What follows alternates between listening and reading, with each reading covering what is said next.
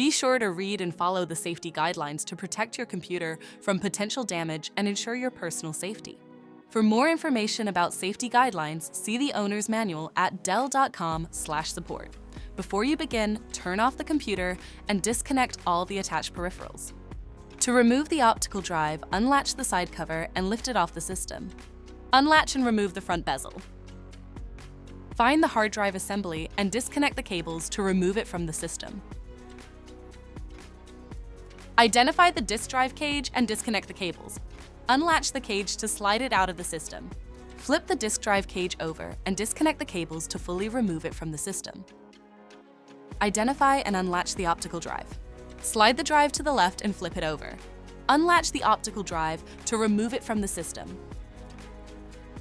To reinstall the optical drive, relatch it to the system. Flip it over and slide it to the right to relatch it.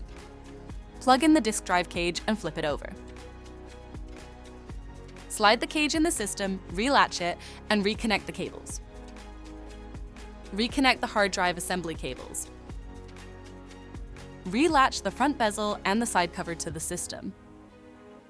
For more information about your Dell system, visit dell.com/support.